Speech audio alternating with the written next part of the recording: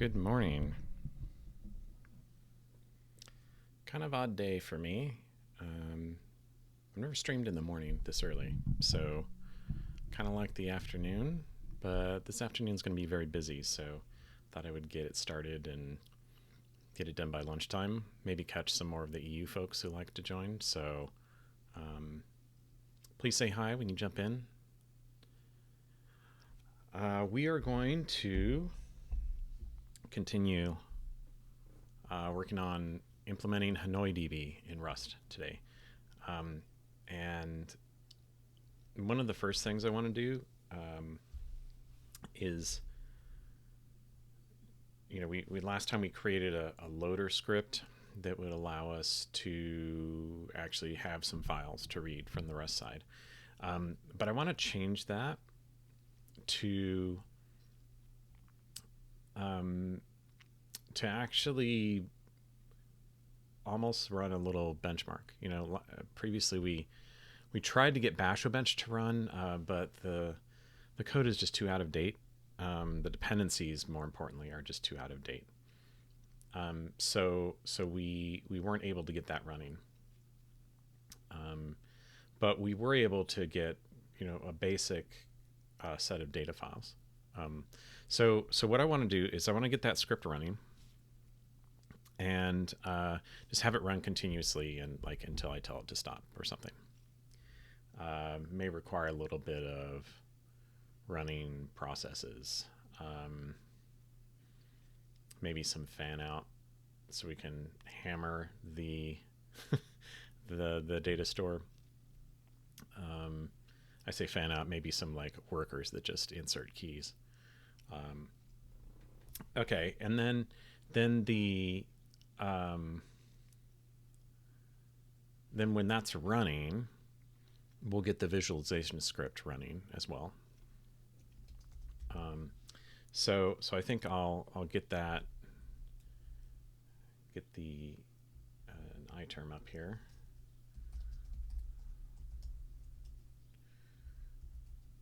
And then maybe we can get going on that pretty soon. The other thing is that so my colleague, who I've mentioned multiple times, he asked me a couple things in our private chat. One is I can reveal who he is. It's Greg Burd. Greg Burd was at Sleepy Cat. I think he worked at Next in the 90s as well. He was at Basho. Currently, he's working on some Open LDAP stuff. So he's working with LMDB. And basically he loves working on database engines. And so that was point number one. And point number two is that he wanted to correct a few things, or at least provide a bit more context to a few things that I said that might have been inaccurate last time. And I don't want to give you the idea that just because a database engine is old that it made bad decisions. Obviously things like the style of C code is whatever. That's like saying, well, when I write Elixir, I like to have lots of deeply nested module names. It's a choice. It's a stylistic choice. And it's not good or bad unless the issue is you can't communicate to your colleagues or the other people who'll be reading the code what the meaning of the thing is, right? Okay. So that aside, let me just read this to you, what he said. So it was specifically talking about the difference between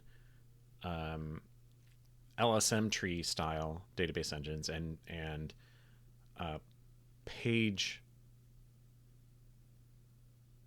what's the right word? Page style LSM, page style engines. So He says in BDB on an update, you don't have to rewrite all the pages. I don't think I said that.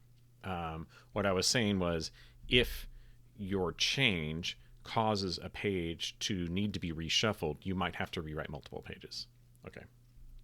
That said, he says the Aries, which is a quintessential paper in the database literature, the Aries/wall write-ahead log is where the changes are first written. They aren't written until transaction commit or an explicit checkpoint. Okay, so this is very typical in database engines. You write to a log, like a write-ahead log first, and then if you need to write some other data structure on this data structure, you would write that after the log has been synced. Okay, so log records are buffered in memory first, then flushed.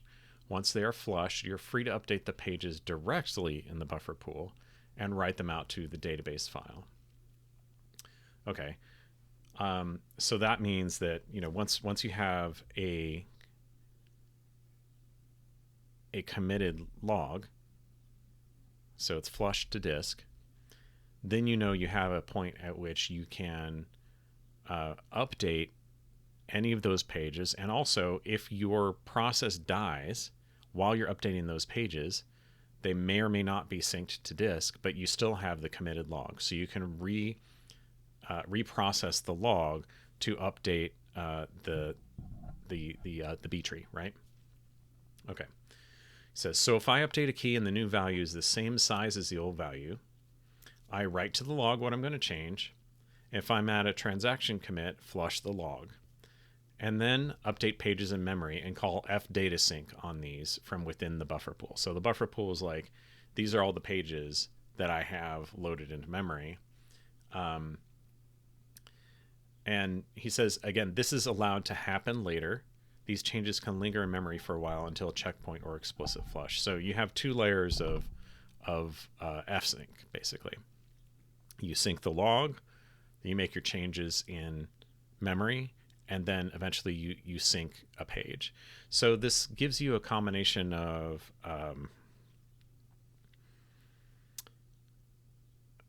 having, deferring the cost of syncing to disk, which is going to be slower than memory. And also he makes implicitly a good point here that you're only syncing a page. It's 4K, right? So you could choose when you do that to memory map it if you want, or you can just 4K is a pretty good size for most operating systems to write to disk. So you're not necessarily causing a lot of churn if you are acting on this correctly. Okay, so going on, if something goes wrong and the log and the database files are not in sync, recovery happens where the log is reapplied to the database pages. Bring those changes back even if they were not written for the buffer pool. So this is what I talked about a moment ago. As long as you sync to the log, then you're free to muck with the in-memory representation as much as you want, even if it doesn't get committed, because the log is there and you can reprocess the log to get up to date. So he's saying the cost of writing a new value is small. It's only the cost of, at transaction commit, of flushing the tail of the write-ahead log. Right, okay. So in an LSM, it's similar. You have to flush the tail of the write-ahead log for the B tree or whatever storage it is on commit. So the difference here is not that LSM trees are just faster or anything like that. It's that LSM trees write the data to the log, essentially. Or the log is the data. The more extreme form of this is Bitcask, which I might have mentioned before, which is a, not tiered, it's flat storage engine. All the keys have to fit in memory. But when you're writing, you just write to the end of a file. You don't care about what order the keys are in. And then when you reach the max file size, you start a new file. You sync it and you start a new file. So the difference there being that you either have a write-ahead log and page-back files in like the BDB style, and many database storage engines work like this, or you have the data in the write-ahead log, which is LSM tree style. There are also some other variants he mentions. And there are some combinations of these two approaches. He said, for example, Wired Tiger does a mixture of two approaches. If you haven't heard of Wired Tiger, they were acquired by MongoDB a number of years ago. Supposedly, the MongoDB storage engine has moved over to Wired Tiger. I don't know for certain if that's true, or if it's a configuration thing that you can pick the traditional or you can pick Wired Tiger. I don't know. So that's interesting. Updates, and he says what we discovered: the code is the documentation in HanoiDB. So thank you, Greg, and maybe we'll get you on sometime. I don't know if you can join us today, but I'm here. All right. And we're going to close Discord. Okay. So we're going to do, like I mentioned, we're going to do a few things to start. Let me get over to the coding screen. So last time we made this script, and it basically just runs. And if it's able to open,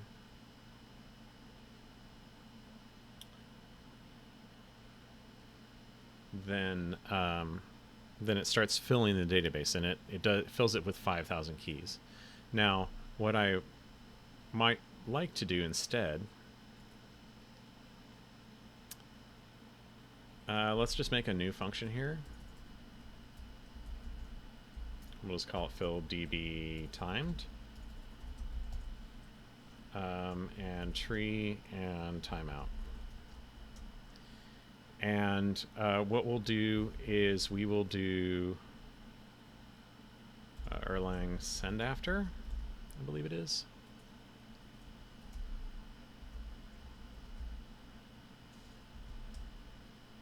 No, send after.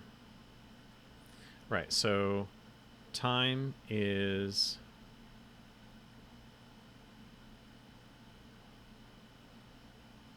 we could use start timer, maybe.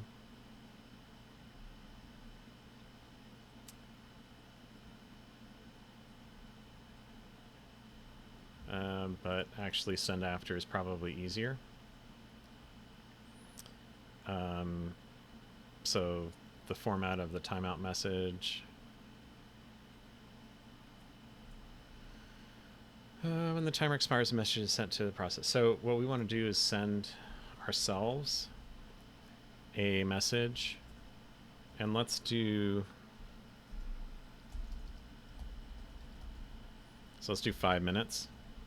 That should be plenty of time. And we'll say send it to self, and the message is stop, and we don't need any options. Okay, so then we're going to do fill db loop tree. Okay.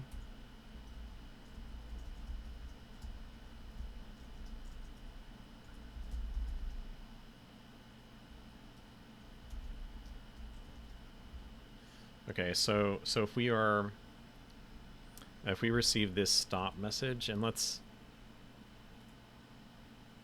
yeah,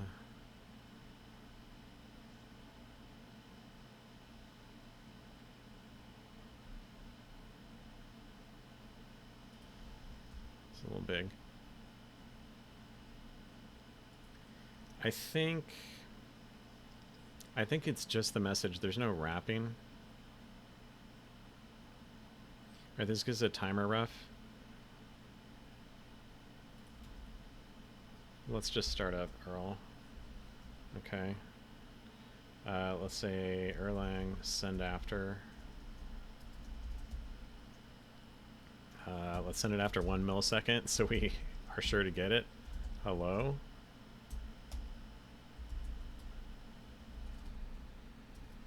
Is it? No, that's modules.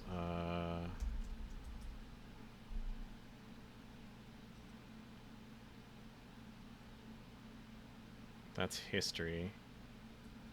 I don't remember my shortcuts. Okay, so we get a timer ref.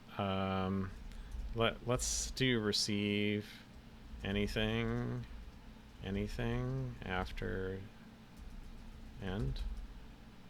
Okay, so we just get the bare message.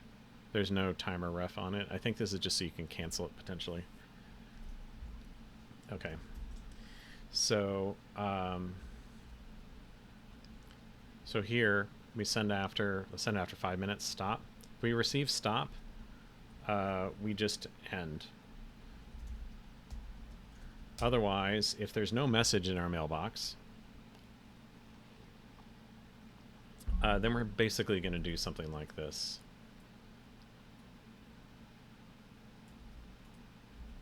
So let's do that. Fill DB loop tree. All right, let's see if we can compile that.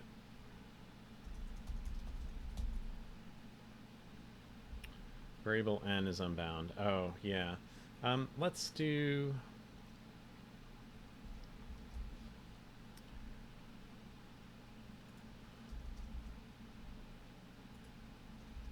Let's just have this count up.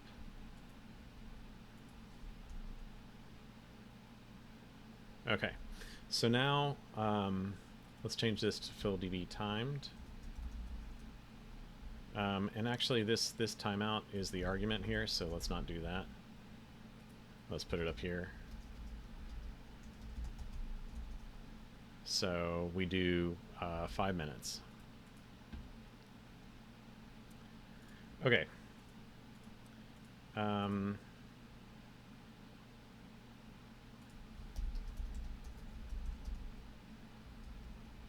Let's remove this old version. We have a copy in our Rust side. And let's look at the tools. So this is the script that I mentioned before. Let's go down. Probably at the bottom is where it's going to have how you use it. So it calls dynamic.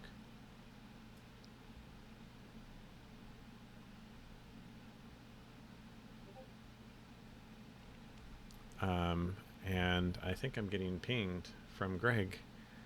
Maybe we'll take a moment and I'll join him on Discord.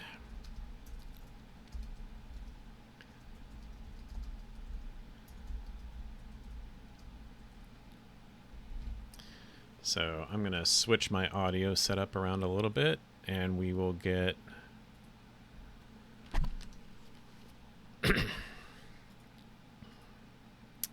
we will get going. Oh, you don't need to see that.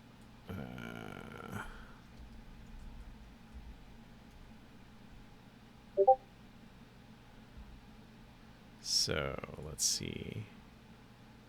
Okay, it's not gonna be that. It's gonna be that. Okay.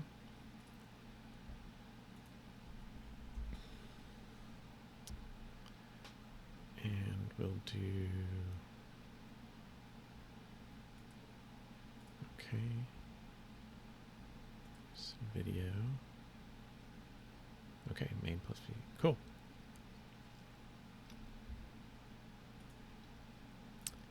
And let me check OBS. Okay. So I think we're good.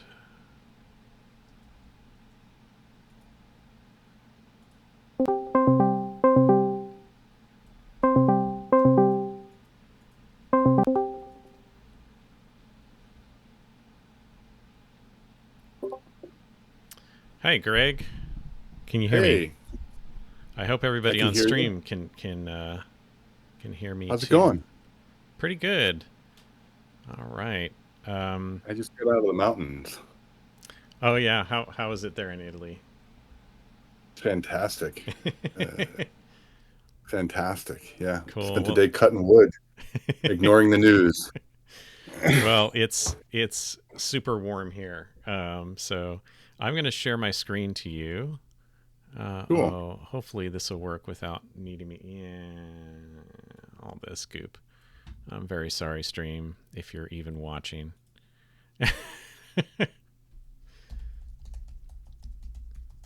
This is way early for me. Yeah, Greg, we're gonna have to quit and reopen. Give me a moment. No problem. Okay.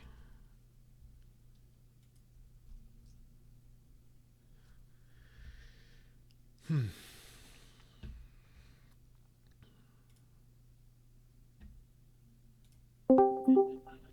Okay. Okay. I'm back. Oof. I never left. I saw. Can I get the whole screen? Yeah. It's late here, so I'm going to open my beer. Good. Okay. This is going to be a little bit low resolution because I'm also streaming on OBS. So hopefully you can see that all right. Yeah. Cool. So, yeah. So, I don't know if you remember much about this script, but I was just about to um, Oh, the get this script. I going. love the script. Yeah, and we'll do the visualization. So, Yeah. Yeah. Let's see how much comes back to me. okay. Switching to my reading mode. I'm an old man then. Yeah, I am too. I'm one of these days I'll have to get reading glasses, but not today. Okay, so I think it's looking like we need to run this from within the data directory that we're actually writing to. Is that correct? Yeah, I mean, so the way I remember running this is that you have an active HanoiDB running, and Mm-hmm. it's populating files. And what this does is it just watches the directory as that file population is in process, and it Right. draws a pretty picture. Okay. So what I'm going to do is we just modified our load script that we made last time to just like run for 5 minutes instead of 5,000 entries. Yeah. So I'm going to get that going, and hopefully I didn't mess anything up. and and uh, and then we will. It's gonna work perfectly the first time. Yeah. Of course, that's always how it works. Okay. Sorry, I shouldn't have said that. I jinxed it, man. Yeah. Okay, so what we will do is then let me see. That's execute. Yeah, it is. Okay, cool. Um, all right, let's this. I don't know why I'm nervous about this. It'll run for 5 minutes. Okay, so we're getting files in there. Look at them go. All right, so let's get the tools visualize. Let's get this going. Yeah, maximize that. Yeah. Oh yeah. I told you it was gonna work the first time. Yeah, of course it is. Um, so can You you can talk? see the first couple levels. The first couple levels are the nursery, and then you can see it doing the A B question mark, and Right. yeah. What's the question mark Go. doing there? Does that mean it's merging? I don't recall exactly, but I would guess it means something like merging. It used to be X, and then yeah, the script changed a few different times.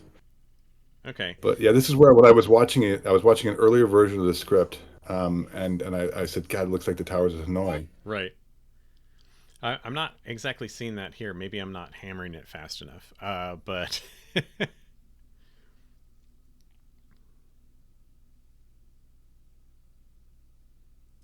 but okay. So you can see here that at times like there are phases where it is it's only got one Yep. file and then some other um, I guess this is level. These are I don't remember what the if they labeled at the top. Probably not. No. Why would we do that? I don't know. Yeah. But we're definitely not filling it large enough to get them to move over here, right? So Well, no, I mean, so we're moving them up, right? Go to A, B, and then it'll move it over to the next level. And it depends. Are you adding the same keys and values over and over because they could be overwriting as they get merged, Um, they might be. or is it So random? the length is random, but they're like all A's or all B's or whatever. It We could got to be. we got to change that. We got to mix that up. All right. So let's kill that for now, and let's just kill the process. Okay, so we could probably do like just use crypto rand uniform or something. Yeah, something nice and And I don't have LSP set up on this correctly, so crypto or random bytes is what it is. It's random yeah. bytes.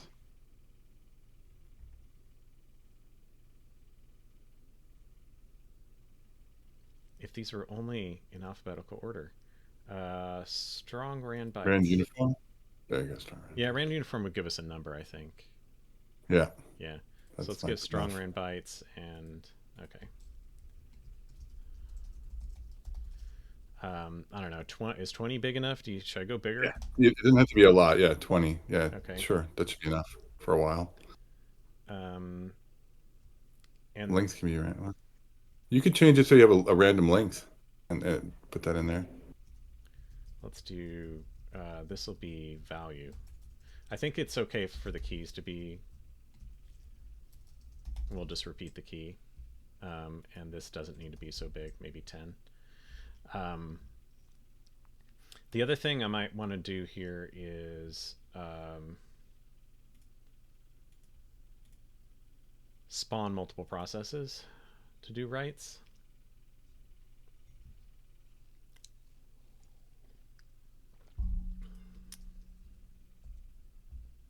Hmm.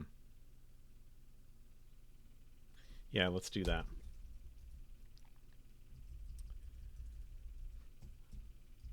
Spawn.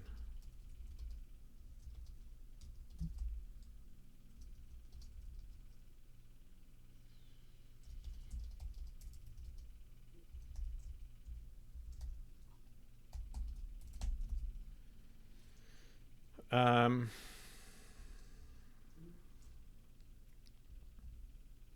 so we'll have 5 processes going for 5 minutes. Are you still there, Greg? Yep. Okay, cool. Um, Just watching your code.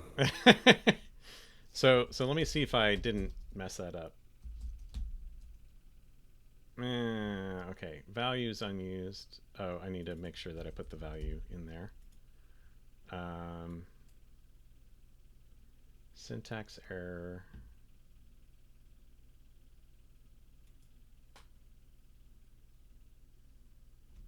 Fun, not elixir. Let's It's see. easy to get mixed up. Yeah, and like I jump between languages all the time. I still have a syntax error. There's probably that. Okay, so now it's just complaining about this other one that I didn't use. Um, yeah. Okay, so let's get that going. Yeah. Excuse me.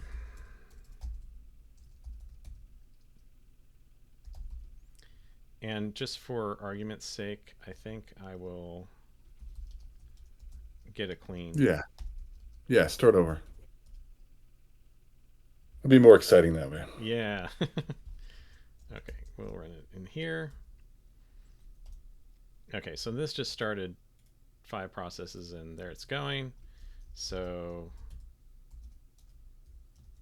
Hmm. okay, so I don't Yeah. know if this is going to be any better, but we'll find out.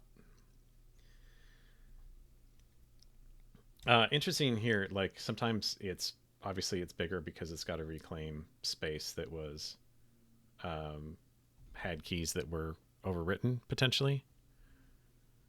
Yeah, I mean, as you're merging two levels, if the keys are equivalent, the younger or the younger key wins, and Right. so you essentially are reclaiming space. If you're not growing in space, then we're not going to grow in levels, which is interesting.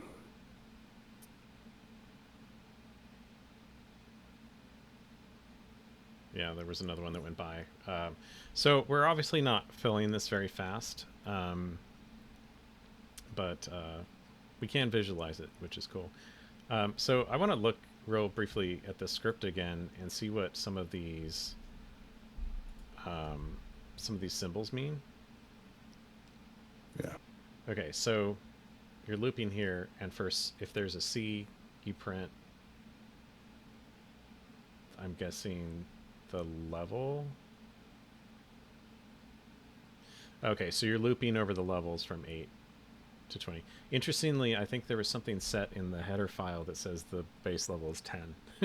That's why we're getting empty2 levels at the bottom. Oh, that explains it. So okay, so this is basically if there's you're building up a string, which is each one of these cells. Okay, so if there's no C, you don't print C. Okay, and so forth. Okay, so now I guess if there's an X file, so that's the one where it's trying to merge a file for the next level. Is that correct? Yeah. Yeah. Okay. So That's the temporary finale that's being merged. right. So that's when it's going to print a number. No. Merge No. diff. Let's see what this merge diff is.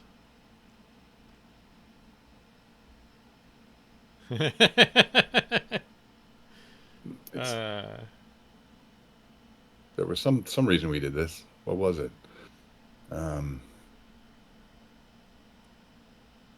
Okay, so if these don't make any sense, you print the question mark. I guess there's a question of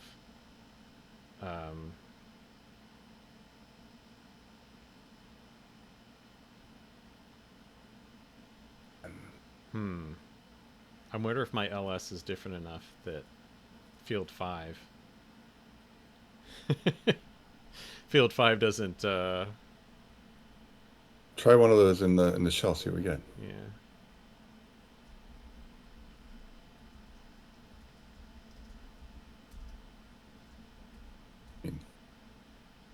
Okay, so let's say like a8.data.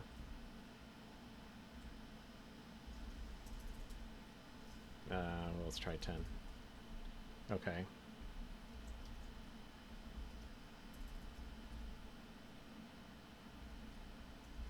Print 5.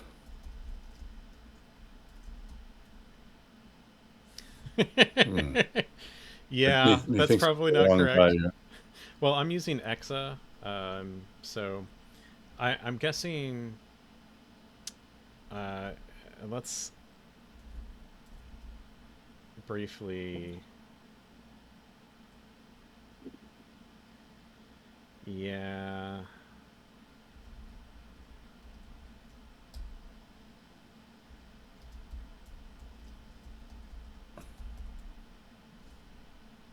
Well, now my alias is messed up. Yeah. Yeah, you're supposed to get that size, I think, yeah.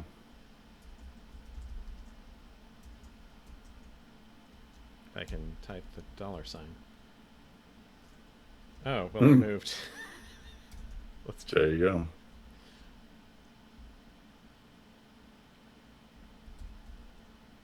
Okay. Well, what is it? 1, 2. Is that would be 0, right? 0, 1, 2, 3, 4. Yeah. Anyway, so that's Probably not. just file size. Yeah, so you can fix that in the script or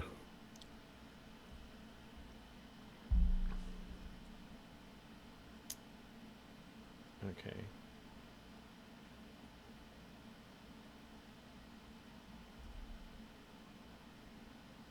Oh, did it terminate already?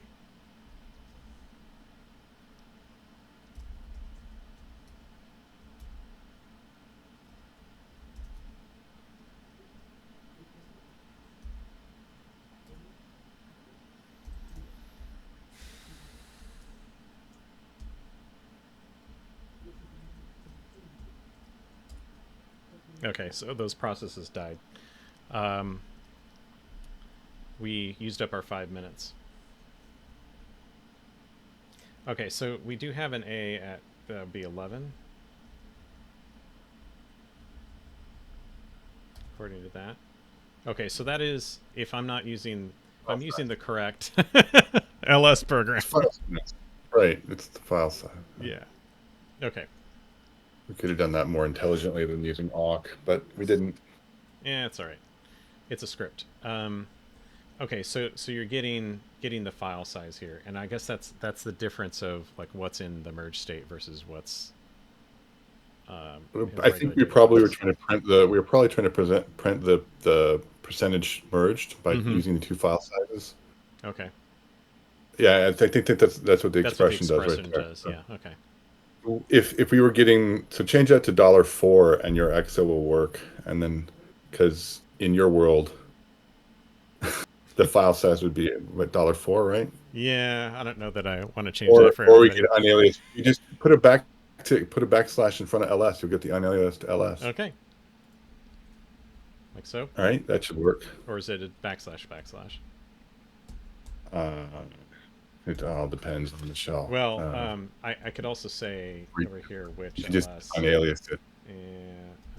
Is unalias a thing? Yep, it is. It should be bin ls. So if we do bin ls, Yeah. then Why don't we just do bin ls? Yeah. And then we always get the canonical one. Yay. Yeah, because I think what it was doing was trying to show you it line after line, like the percentage merge. You could see it go 1, 2, 3, 4, 5, blah blah blah blah, blah, and then you'd see the merge result. Okay, well let's bump up this time to, I don't know, 15 minutes. And yeah, and the random function. Let's get some more random keys in there. Let's make them a little bigger. A little bigger, so like 35. Yeah, sure. The thing is, though, like that should be a wide spread, but yeah, even with 20, but yeah, okay. Either way, I believe you. I'll buy that. Yeah, my history is all messed up. It's polluting between different sessions. Okay, we're just going to use the one that was already there. Yeah. And I don't know why I would bother with this argument. Okay, so we're just going now. Let's run the script. Okay. I got some question marks happening there. That's interesting.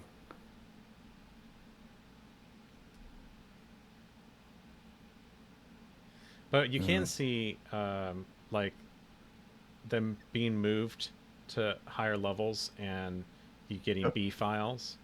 And then there's sometimes when it's all A's.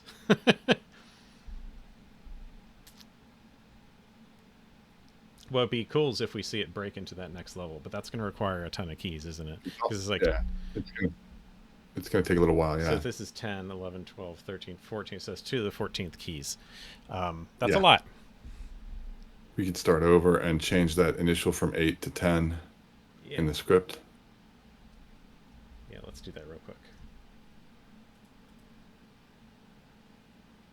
Change the 8 to a 10. Yep. There's no way we're going to hit 22, so that's fine. No. Not in our lifetime. Okay, so now we have 10 as the lowest level. Yeah, A, B, A, B, A, B. Yeah, you can see it. And then it'll gather up the A, B question marks. And then once it has enough, you'll see it promote. Yeah. Fun. Cool. Okay. So, and there's an M, which was a thing in there. What was the M? Okay, so there are M files. Mm-hmm. I don't remember what those are. Funny, I don't either. Okay. Well, we'll have to go read the code later to figure it out. But there's your visualizer, folks.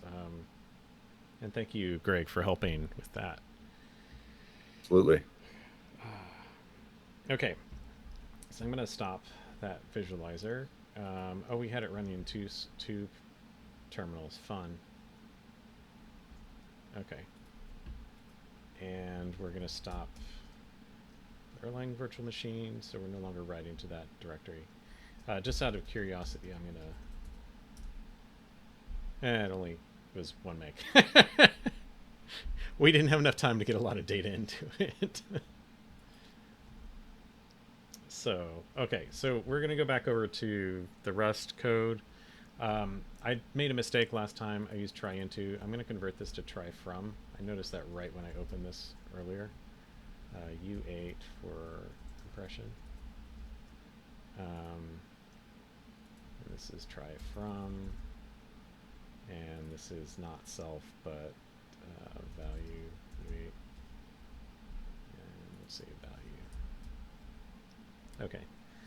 It's essentially the same, but try from and try into are reciprocal. So if you have try from implemented, you get try into automatically, but not the other way. Yay generics. Okay. So we have this one from last time. And I'm trying to remember how far we got.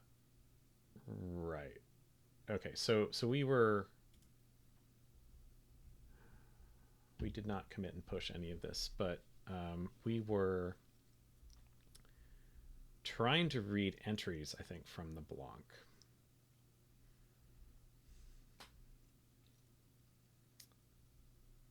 Right. Okay, so right, so we were reading based on the design docs over here, which I have open. Which Greg, thanks for telling me they were not necessarily correct. I mean, the design docs aren't bad for when we first wrote it. Mm-hmm. This is something that Crab did like very early on, and then it evolved, and I don't think we ever got back to fixing them. Yeah, and I think that's what we ran into with that V bisect module, Yeah, which is interesting. Um, it looked like it had, I don't know, it was like trying to do an in data skip list or something like that. It couldn't tell exactly, but um, the entries were not like uh, TLV type stuff like we get with this. Um, they were something else entirely, which was kind of weird. Um, Maybe it was trying to get rid of, I don't know, get rid of the scanning that you have to do through once you get to the keys and values. I don't know. yeah, I can't. I don't have that memory. Yeah. It was a bit much. Yeah. A bit much to grok. Okay, so we got the compression flag and we found the tag. So now we need to start reading the entries. And we could do like we did for BDB, I think, and have like an entries iterator. That might be a good first step. Um, so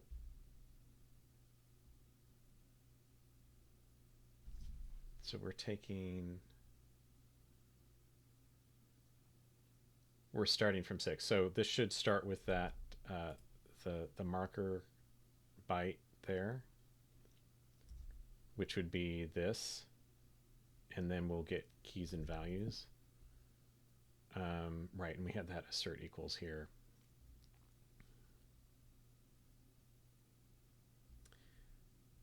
Okay, so we were trying to get the root block. That makes sense. That's what our main did. So let's do.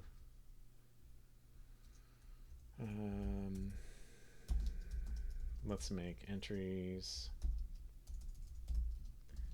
and we'll make some iterator type, and that's going to have the same lifetime as the block.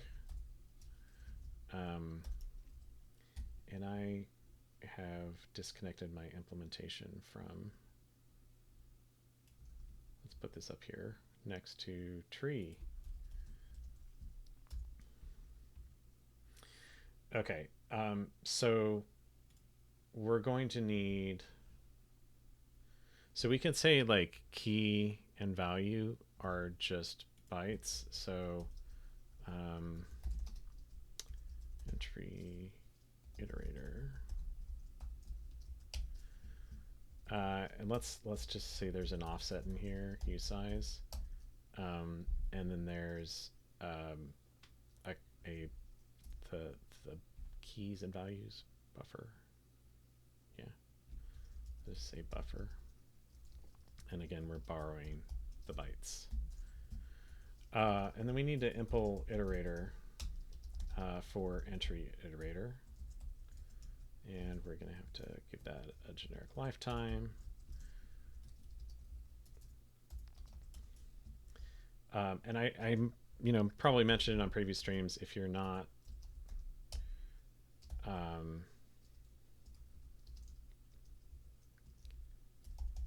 familiar with why we have lifetime annotations on these structs, it's so that we can borrow from the original buffer without copying it. Zero copy reads, and then the caller can copy if they want. So we're just going to slice, and let's just implement missing members. I love having LSP. I need an Erlang one that works on Z. Okay.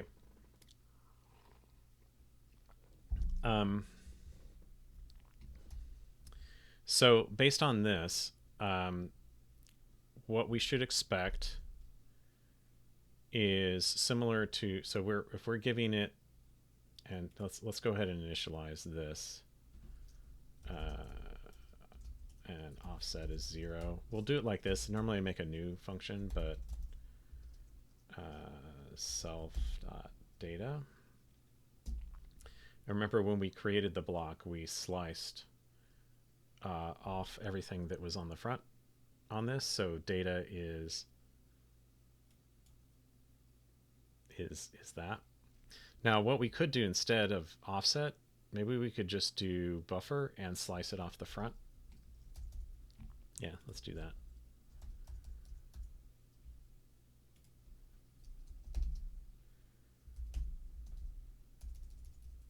Okay, so now we need to probably check that the buffer is at least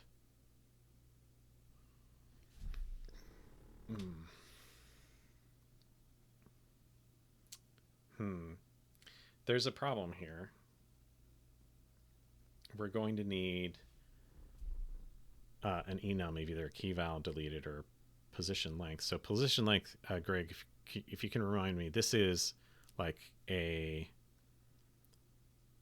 is similar to the B tree entry on BDB, right? Where the internal nodes have entries that are the lower bound of the page for that block, or for that page. It's block position, block length. Okay, so pages, blocks. I am trying to remember. Yeah, I would guess that this is like you have the internode. So internodes have sequences of these child node block references. So if we're iterating over a block, then we're probably not going to get keys and values. We're probably going to get let's just make a enum entry,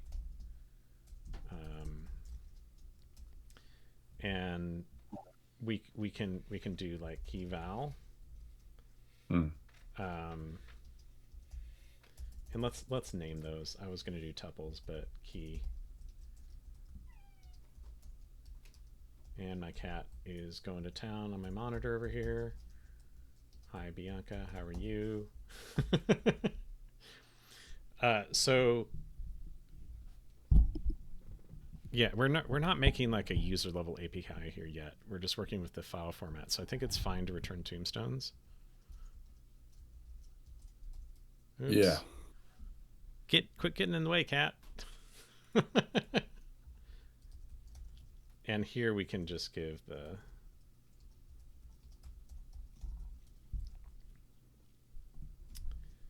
and this would be, we'll just call it poslen for Yeah, let's do it as a struct, tuple struct, or not a tuple struct, but a struct variant. Block position, and that'd be a U64, which we'll want to. This is one thing that you probably don't run into, Greg. Writing C, but U64 and usize are not necessarily the same thing. Lachlan. That's why I like watching, because I want to transition. Well, luckily, it's a zero cost conversion, but you just have to be like conscious that that you know what architecture you're on, and you're not converting types that are incompatible or that might drop data. Okay. I think it's fine for U64 if the operating system takes an I64 potentially as an offset into a file.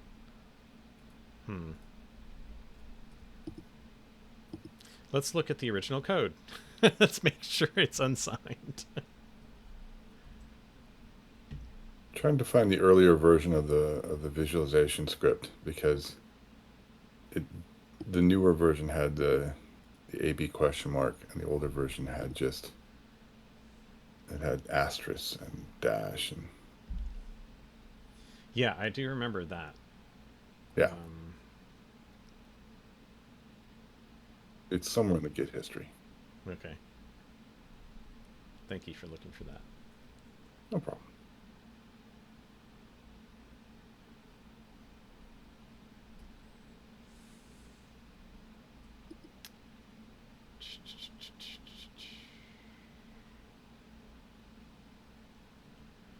I'm looking for is where the internal nodes are written. Let's see if we can find that. Pause line. Okay. So the reader, okay, so it is unsigned. But it's big endian, of course, Erlang. Okay, so it is unsigned. That makes sense.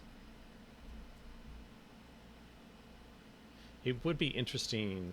I don't know if you've done that on any other storage engines you worked on, Greg, but to use signed offsets. So if you're like a particular position, you could, I don't know, seek. That might be more trouble than it's worth. Yeah. I have to come up with a good use case for that. Like, this value is behind this key by 5 bytes. That might be a bit weird. Yeah. I'm trying to come up with an idea. Yeah, it's all right. Luckily, though, this makes a lot of sense in that you're probably writing the keys and value blocks first, right? And then you're going to write internal nodes. And so you already know how many bytes you wrote to the beginning of a particular block.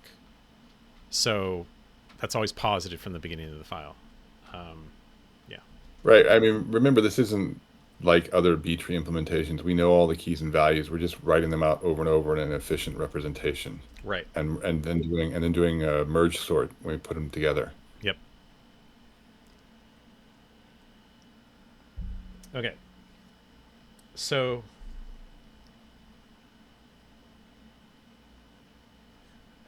now getting back to the iterator here.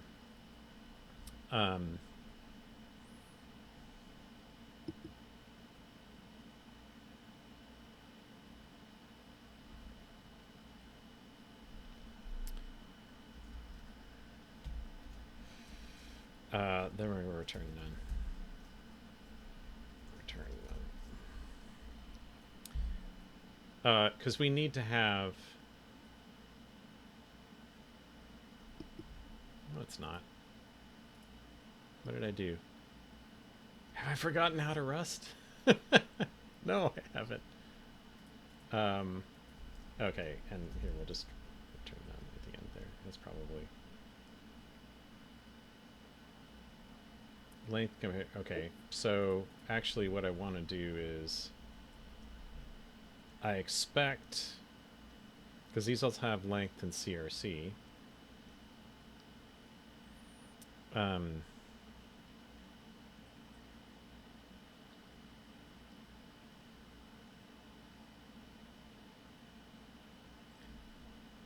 I actually want to put that in, because we want to validate that this marker byte is there.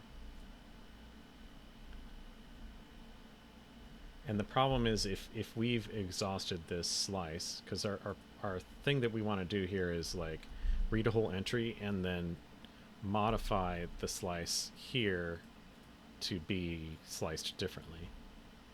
So like slicing off the beginning of it, or rather chopping off the key value or deleted or pause-line entry that we read and having the next one. But we're going to start from here. So I'm thinking that we want to, let's say less than 2, because there's always going to be a marker byte at the end.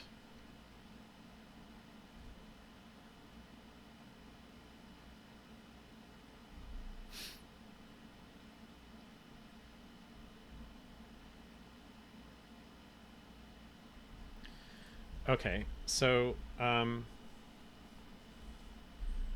let's make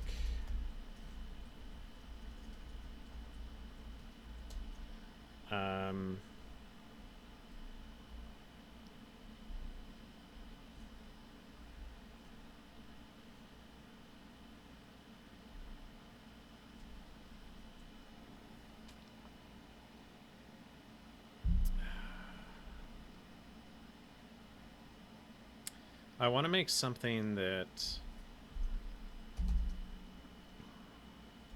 tries to read from the beginning of the buffer. And it's going to return option of self and the remaining buffer, potentially, or a length.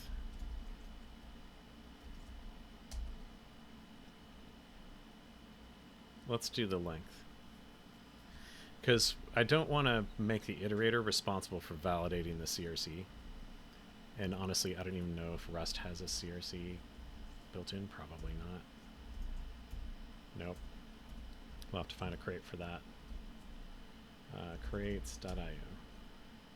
CRC32. There is one. let's just get that. Oh, that is 9 years ago.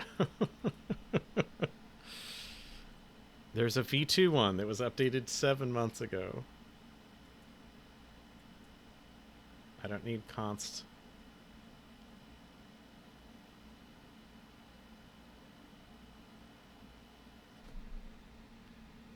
Let's look at this one. I mean, it's a very simple algorithm, right? So like there should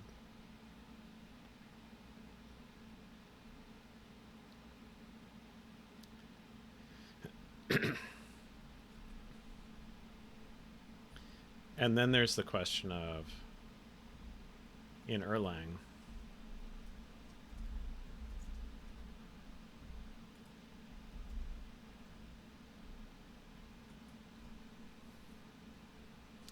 does it return a little endian or big endian checksum?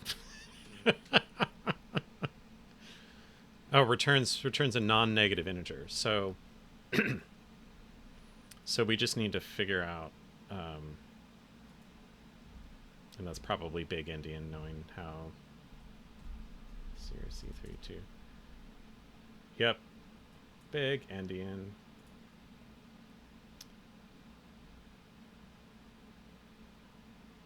Okay.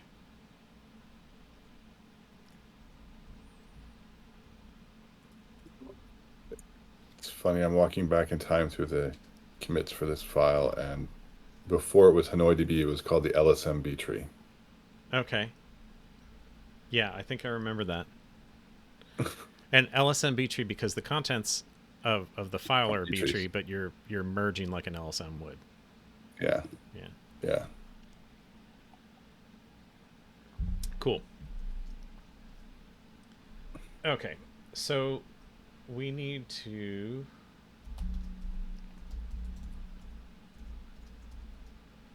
tag in. We need to make sure that the there's a tag at the beginning, and then we're going to say length is that was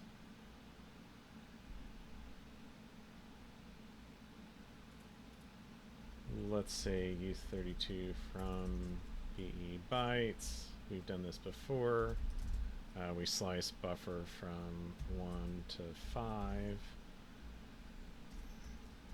Try into. And in this case, I think we can do okay. Question mark here, because we're returning an option. So this will turn the result into an option. And then we'll return none if it's not, because we don't need to unwrap here. Thank you, Greg. Let me have a look. Okay, so here's first time the script is called Hanoi. Previous reference to it was levelpresence.sh. Okay, cool. Let's pop that up here. 12 years ago. Okay, so here's a previous version of it. Yeah, you can see it's a little simpler with a little Perl thrown in for fun. Little Perl. So you weren't using the shell sleep. You were using Perl sleep. Garbage. Garbage. Sorry, miss a question in the Twitch chat. I'm very sorry. Hello, are you back to the Erlang side of things? We're jumping around. It is the right place to ask questions. I've just had my Discord window with Greg covering up the chat here, so my apologies for that. So what we're trying to do to catch you up is we're trying to take a storage engine that Greg worked on called HanoiDB, and we're trying to port it to Rust. So right now we're just working on reading the files that the Erlang side had created, and we'll get to doing writing later, hopefully. Okay, so yeah, so Big Endian. So we'll read that. We'll let the CRC. We'll just rebuffer. There's some.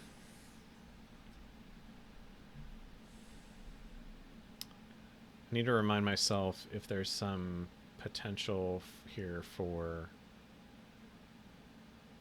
this to panic if I'm slicing and I'm getting the incorrect length.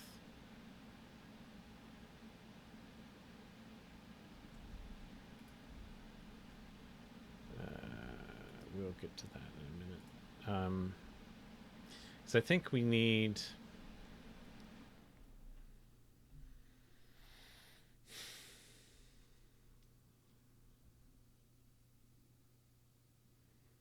We maybe need to assert that it's at least 8-9 bytes.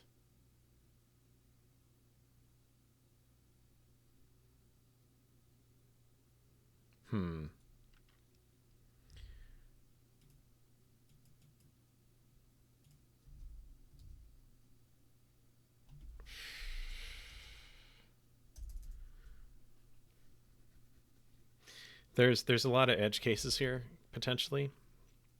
Like if we get a truncated file, right, we might not have a full entry. So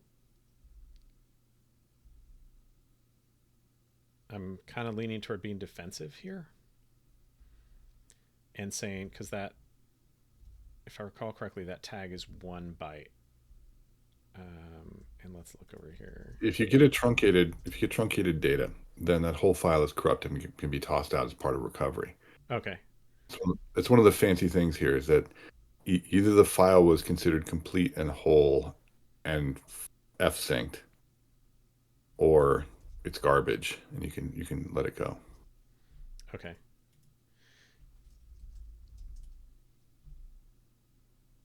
Yeah, okay. My main thing here is I wanted to see, is that treated as 1 byte? And in this case, yes, it is.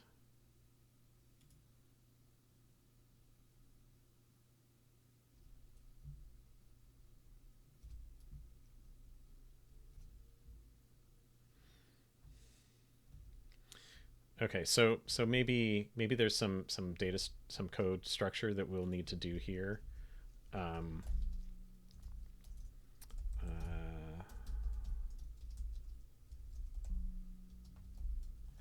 uh, and the thing is the length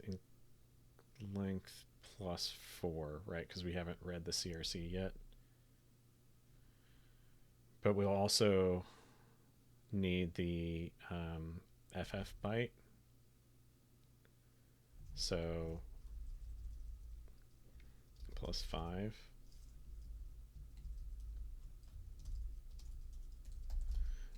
There's an interesting thought here that maybe this should be result, and we could return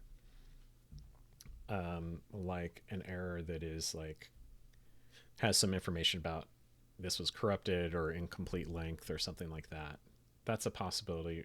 Let me just put a to do here. Consider using result with meaning. The problem is though meaningful error. If we're inside here, we only have option to return for iterator.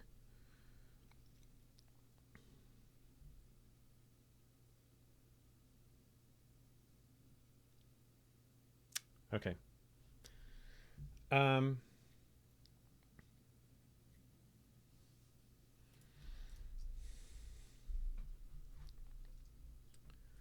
okay, so I will put a note here. This 5 is CRC 4 bytes plus tag end. The thing is, though, we're treating the tag end on the front, so maybe it shouldn't be 5. No, it should be because we want to assert that it has that byte, even if we're treating it on the front. Yeah. Okay. Okay, so now we're gonna get the CRC. So 6 to 10.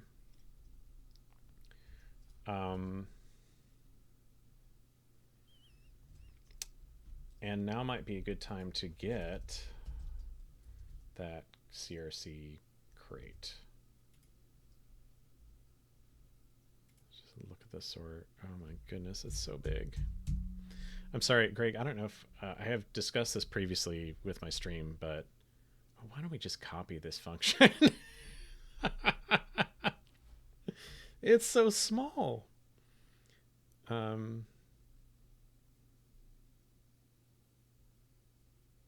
It's got okay.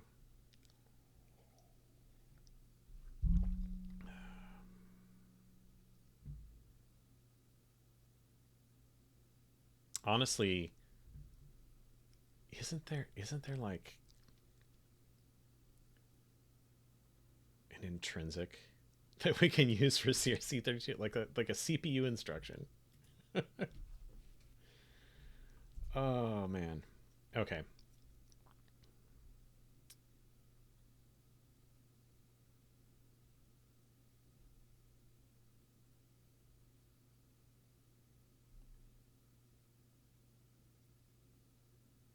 Why did they do it like that?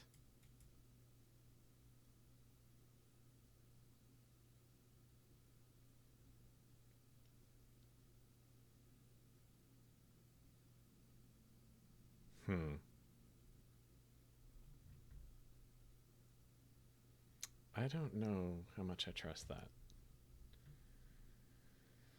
Let's look at this one, even if we don't need the const.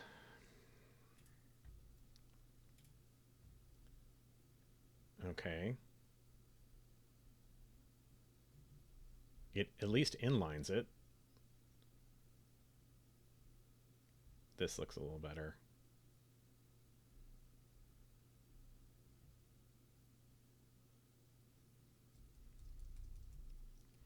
Okay, they're treating it as U32s, not as 4 byte things. So maybe we'll go ahead. Yeah, let's use this one. This one looks a little bit more sane and modern.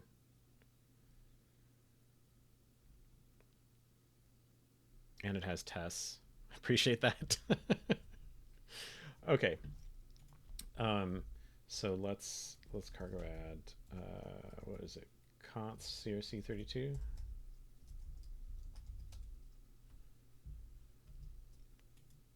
And then we'll do u32 from be bytes so that we can get it into the format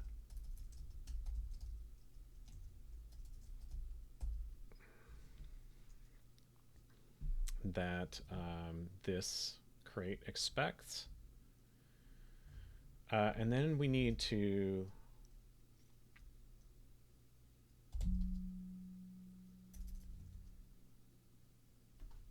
call this crc32. Okay, naive implementation should be expected to have poor performance. Use a dynamic data driven time. Okay, maybe not. Maybe this is not the best thing.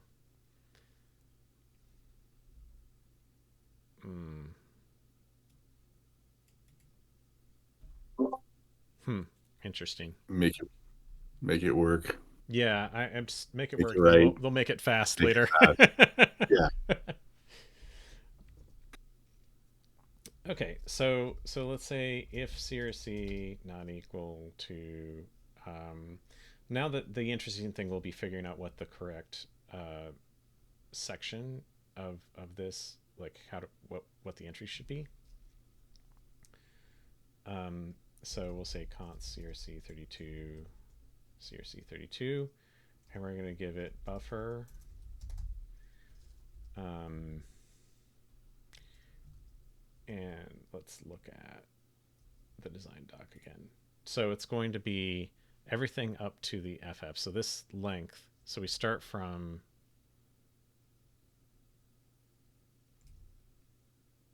byte 10.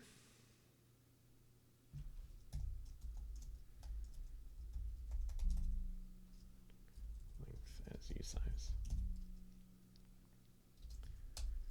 Okay.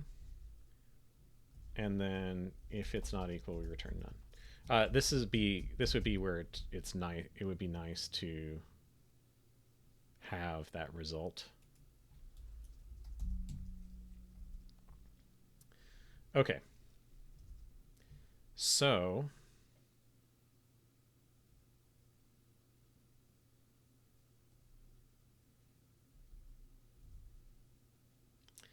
now we can look at these bytes and determine which variant to create. So let's look at buffer 10, right? And we need to borrow that. And if that is tag kv data, I don't recall what the tag kv data 2 is for. There were two of these. Oh, that has a timestamp. Okay, so we will need to handle that potentially. We're not using that, but if we want to be able to support expiration, let's go ahead and put timestamp option. This is a really clever feature that on merge, if the timestamp had expired, you just ignore the value. That is cool. Okay, and on search, it search the same thing. You just keep a track of when the search started, and if the timestamp is older, you forget about it. It didn't match. Yeah, that's really cool. So, and you could do that on like folding over the keys as well. Yeah. Yep. It was clever. It is a little bit unfortunate that it's only 32-bit. Not so clever. Yeah. I mean, when you finish this, it'll be fixed. Yours can be larger. Your timestamp can be bigger. Okay. So if we have KV data, then we want to do let entry. So here we'll need to handle keys and values. Let's make tag KV data 2 as an option here as well, and we will deal with that. And then deleted, but deleted 2. Let's find that. Deleted 2. Okay, so that's a tombstone with a timestamp. Is that timestamp of when it expired or when it deleted? Do you recall? When it was deleted. What? Give me a second to page that back in. Okay. Let's just jump over there.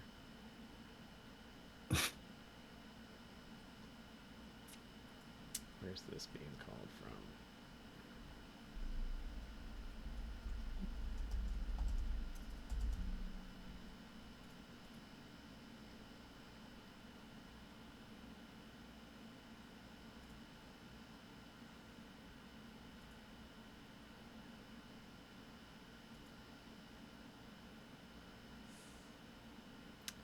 Okay.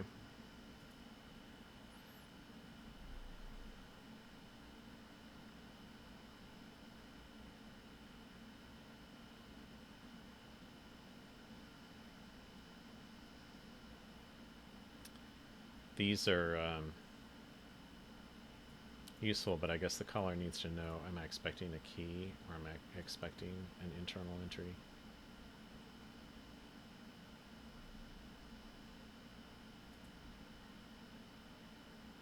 And tombstone is a magic value for a tag.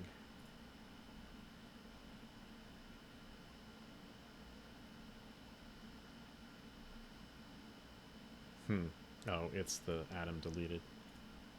Okay. So I guess that's probably fine. If value is binary, you know it's... So you can do a type test on that. And these will be numbers. Okay, so...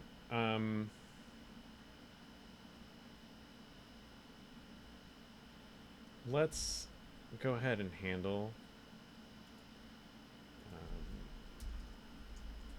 we're going to change this up. Come on. This will be key. Time. Let's name it nicely. Timestamp. Options. 32.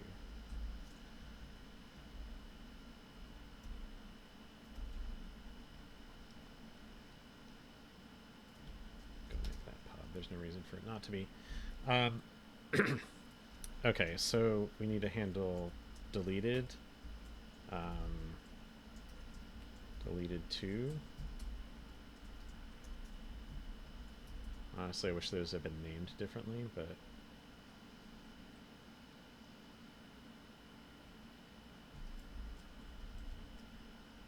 Okay. And then, if it's anything else, we will return none. Because we don't know what the heck this thing is. It passed a CRC check, but we have no idea. Okay.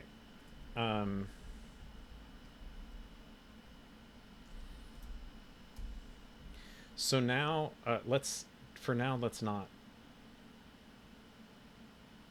we don't know what entry is, or we haven't satisfied that, but we can say at this point that we can return some entry. And then the new offset will be this, right?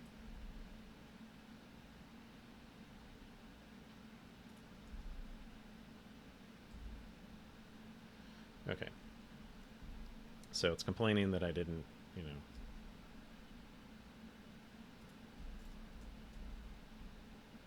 Oh, that's why I don't have to borrow it. Because it's copy. Okay. So now we just need to make these all entry. And we can maybe focus on, because we're expecting to go through the root block first, we can focus on this one.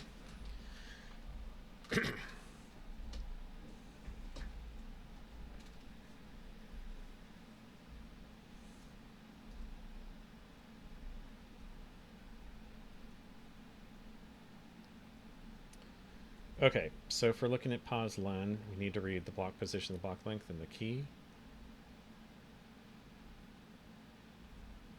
So we're at buffer 10 here. So we'll do block those equals u64 from the bytes. Again, 11, and we need 8 bytes there. Again, we can use that question mark operator. Yay! That's way better than unwrap in my opinion. Okay. Block len 32 from b bytes. And we'll do buffer 19 to 23. Okay. And then the key is just a slice of what remains. So we need buffer 23, 10 plus length as usize.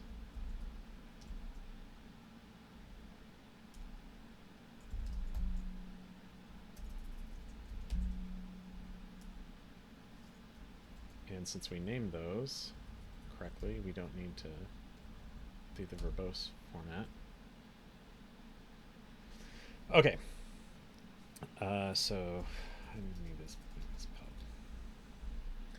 pub.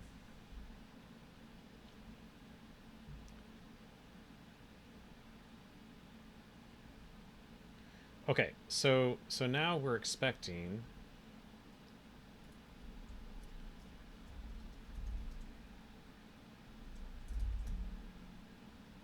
entry, entry, new offset, entry read, right? So we're going to read from self.buffer.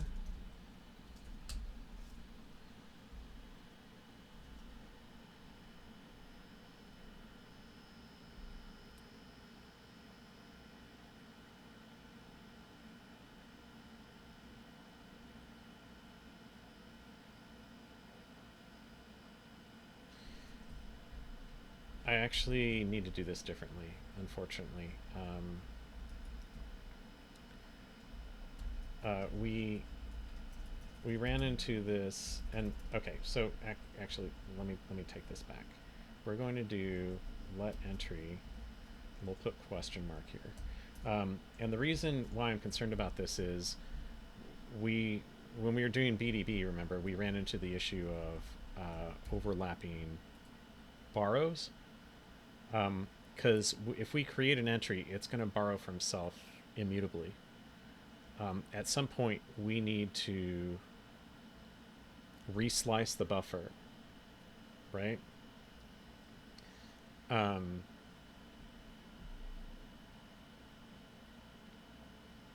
reassign it.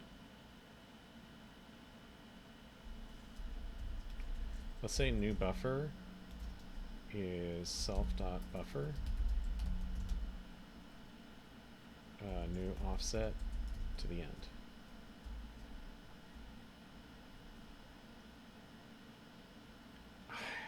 I'm thinking we might still run into this. Let's just do this.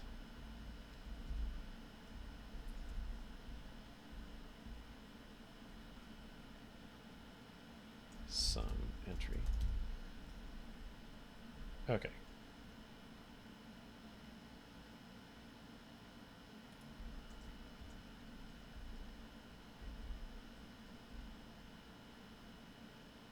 Well, it's not complaining. We're probably good. Okay. So just to review, what we're doing here, we're starting from the beginning of the block based on after it's read the header stuff, right? And then we're trying to read an entry. If the entry succeeds, this will return sum. The question mark operator will not short circuit. It'll unpack that sum into the tuple that we have over here, right? Then we have the entry we want to return, and we have the beginning of the next one, including that tag byte. So we're reslicing the buffer to start at that new offset. I have no idea if this is going to work or if it's just going to blow up. But let's give it a shot. Okay, so let's first make sure that we can cargo run and test HanoiDB.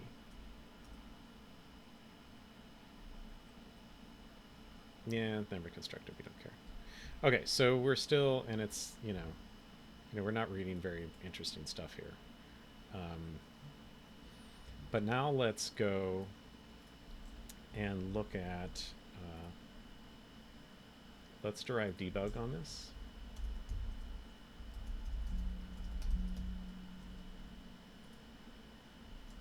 Okay, so let root. And let's do for entry in root.entries. And make sure that that is pub. USB pub. Need this borrow. Okay.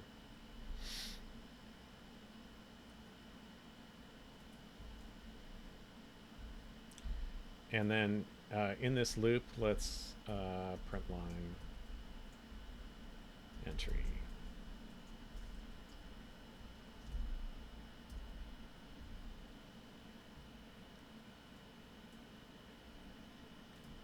And let's see what we get. And actually, I don't want to. Yeah, okay. So I'm not doing that with new lines. So we'll get all the data more tightly packed. Okay, so this did not contain poslen entries. So it basically just returned none, right? So let's go and implement KV data and see if we can get some more. Okay. So KV data should be this. So we have the key length, and then we read key bytes and then value bytes up to. I think we're going to reuse this value. So let's go let upper bound.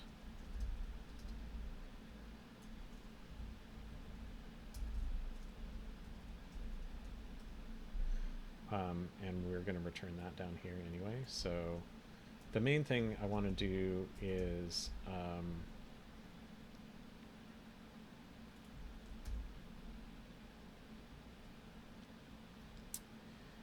the other possibility is that I got this wrong. The upper bound needs to be +1.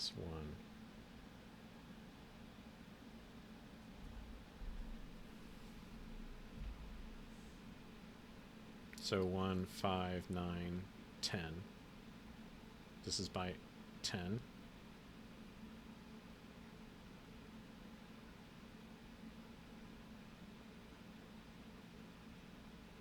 I might have an off by 1. Let's go ahead and here and do print out some stuff. So first byte wasn't tag end. And then we can see potentially where it was failing. In this one, it's entry was shorter than length, right? And here we'll go CRC 32.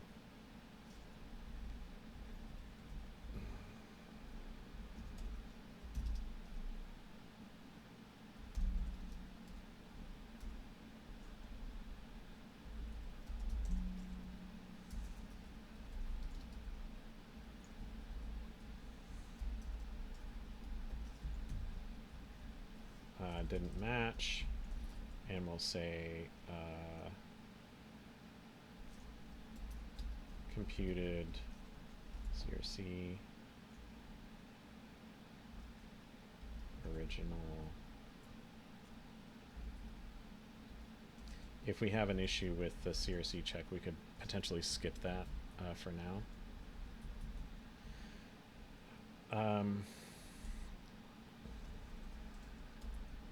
And down here, let's print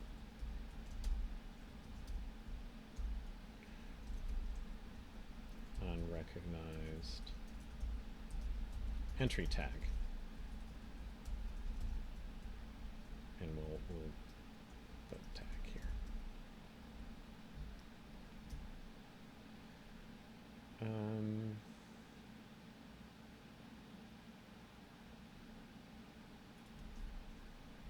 But yeah, let's keep that coming out for now. First byte wasn't tag in. Okay, so we have a slicing problem potentially. Let's look back up here.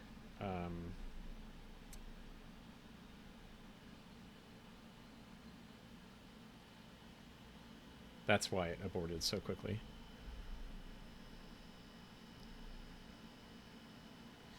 Actually, at this point, we could say, rather than buffer...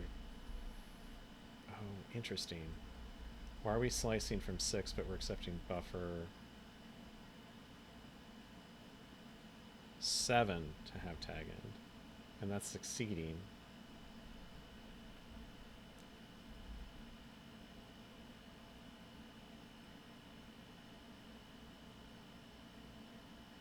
Okay, so there's...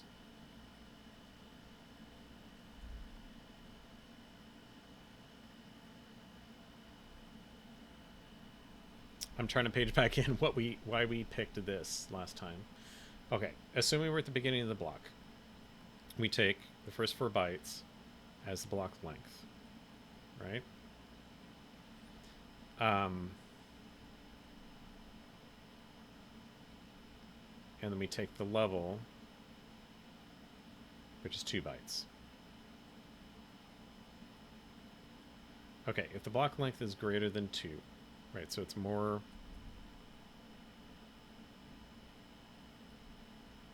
Let's see. Okay, so the level is included in the block length bytes.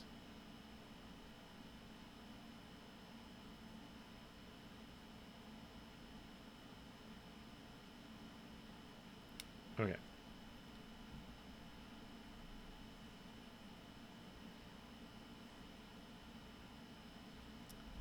So then we have... So the compression is the first byte. Yeah, I don't know why we're not... Let's start this from 7, because we want the tag, and here we can say data 0. This is working before, but like we need to make sure that we are... The other thing we could do here is self.data1 ... But since we are getting the compression off of here on the front, and then we expect that to be tag end, and we're also validating that that's tag end when we read each entry. Yeah, let's try that and see what we get. Okay, CRC 32 didn't match. Okay, so let's go in here and go entry length is length.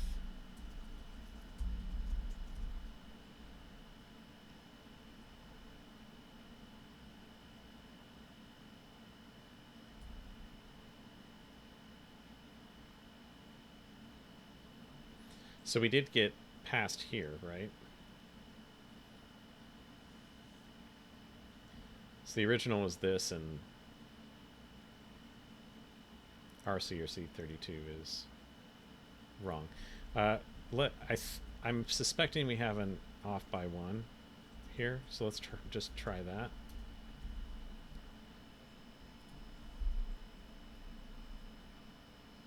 That doesn't help. Okay. Um,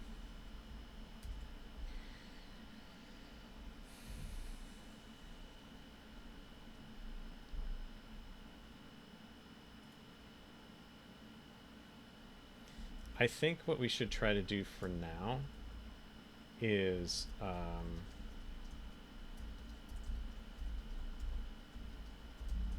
we're going to comment this out.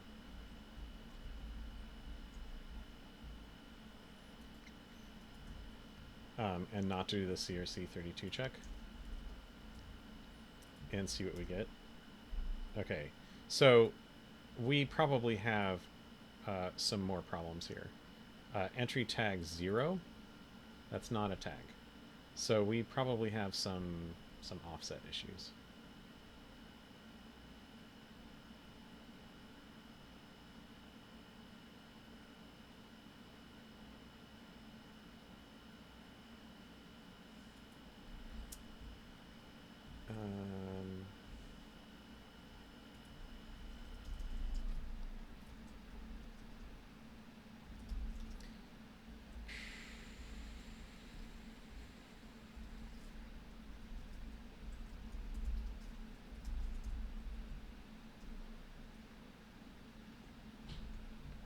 Okay, so again,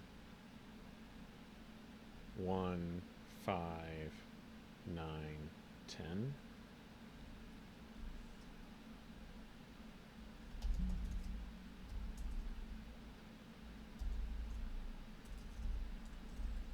What I want to do here is see what the bytes are actually in this. And there's only 15, so which is interesting. 15. So we'd have 12 there.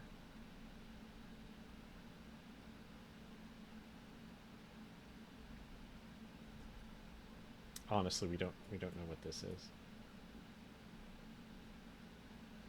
Let's do 0 to upper bound. Let's get the whole entry, including the CRC. And we'll look at whatever the tag is on byte.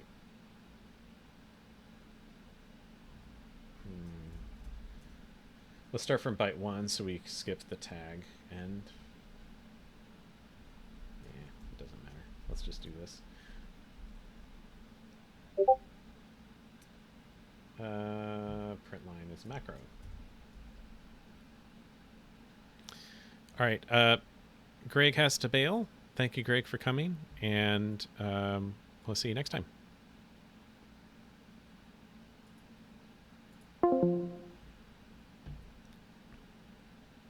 Okay.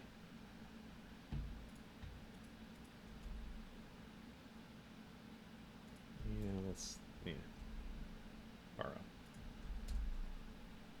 Okay, so we have. Remember, this is in big endian. So we have 255 is the end byte. We have it's 15 bytes.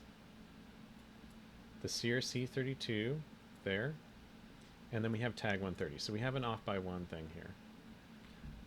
So 0, 1, 2, 3, 4, 5, 6, 7, 8. Tag buffer 9. It's possible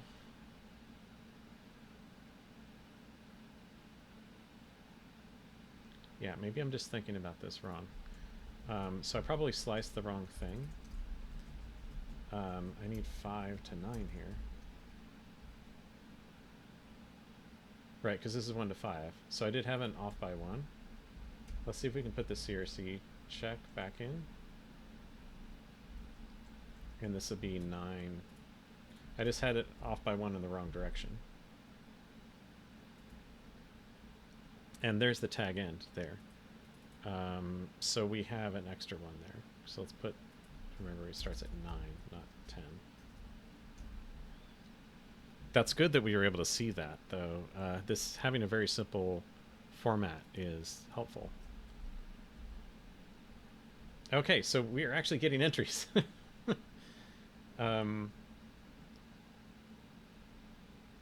Entry was shorter than length.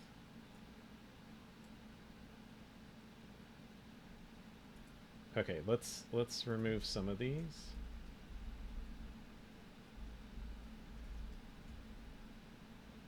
We got farther. Yay.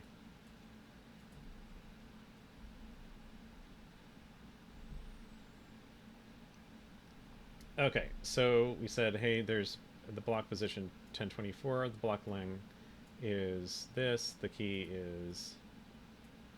Okay, so we're still reading too much. And this is wrong now because we're off by 1. 10 to 18 and 18 to 22. And this will be 22, 9 plus length as U size. So let's try that again. Okay, we're still getting entries for the length, but then now the keys actually make more sense. So remember in our previous version of the loader script, we were just inserting keys that have the same character over and over, right?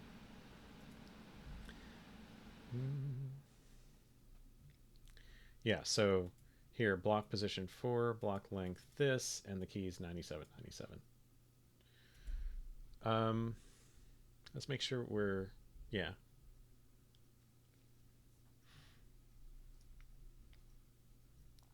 Cool.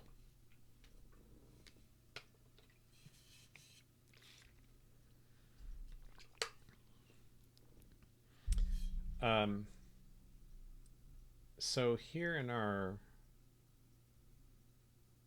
block,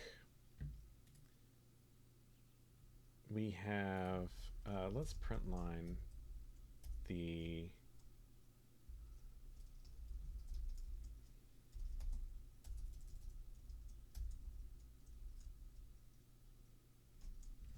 some stuff about the block itself, so we know what we're looking at. Let's say len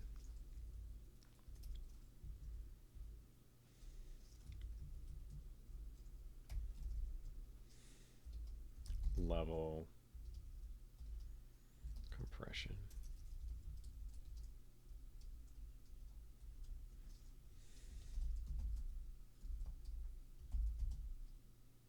That's root level root.compression. And these need to be pub.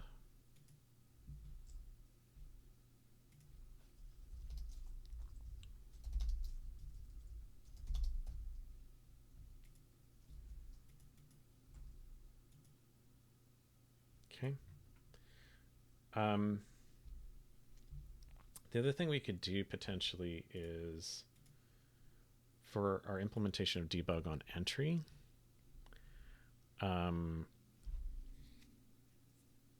we could customize the key value output and check if it's, you know, if you can convert it to a string. And if you can, then print that, otherwise print the bytes. Maybe that would be a nice improvement for later. But let's go ahead and implement the rest of the tags here. So we know on KV data tag that there's no timestamp, right? So then we need the we'll take the first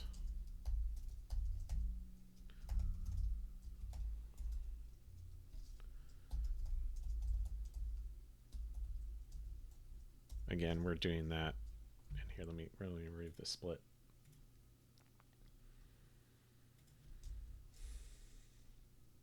Oh, wrong spot. Where were we? Down here. Okay. So we get the key len, and then we have, so we let key is going to be buffer from 14 to 14 plus key len as usize. Let value. Okay, so this is key upper bound.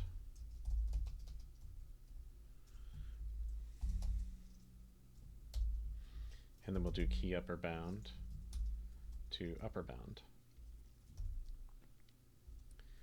And then we say self key date key value, key and value,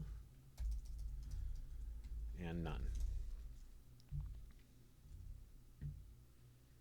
And these need to be borrows. Okay, so they're not going to be key value from BE bytes. That was weird. Okay, we have an issue with that entry was shorter than length.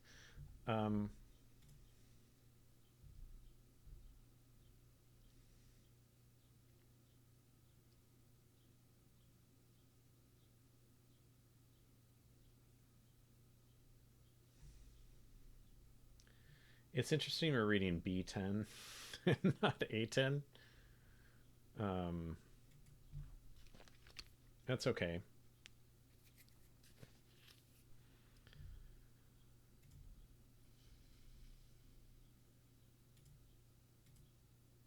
Okay.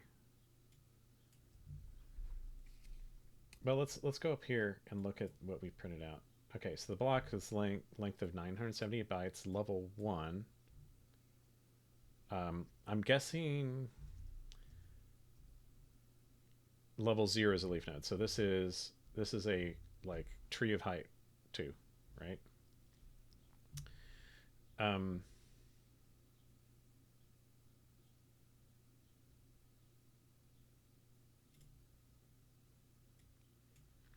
So we're not going to get these.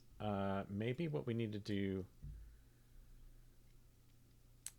at some point is go and read like that. So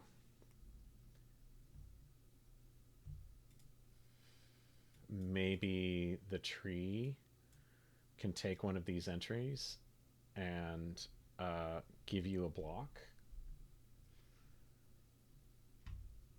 that represents that entry. That might be interesting to do. Okay, let's go ahead and finish this. So key value data 2 is the one with the timestamp, and it's important that we handle that. But it's going to have the timestamp at the beginning, if I recall correctly.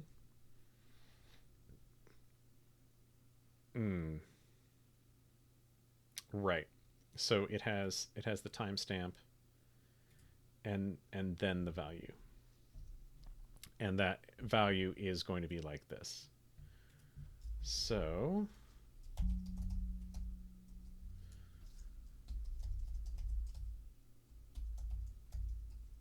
and we'll finish up in the next half hour or so. And I have not yet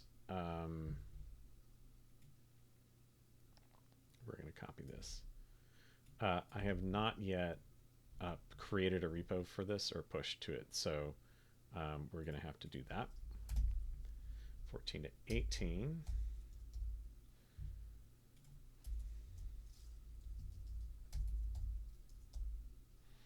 Okay. And timestamp is some timestamp.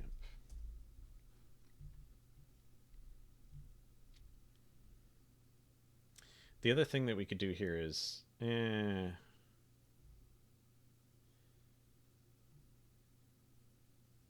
could use map.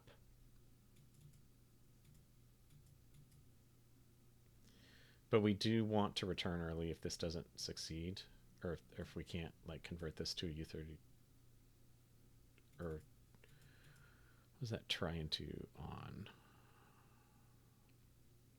It's a slice from BE bytes requires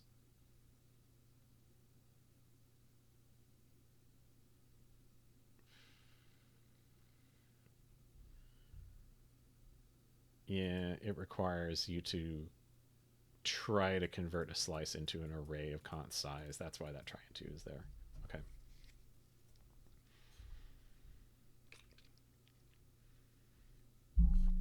Okay. So deleted. Let's go ahead and do those based on this. So we're going to have something similar to this.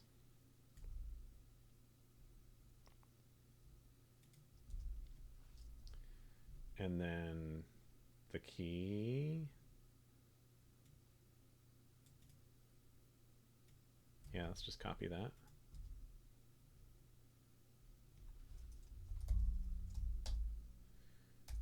Key timestamp none.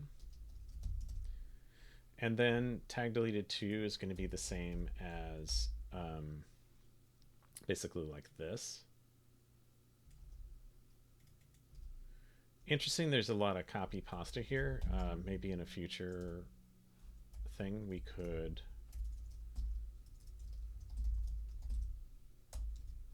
improve upon this and do less repetition. But this is okay. It might be nice to turn like this sort of stuff into reusable functions. We've done it a lot in other like when we were working on BDB, we did a lot of this U32 from bytes. There's another potential thing that I haven't considered yet. The read trait.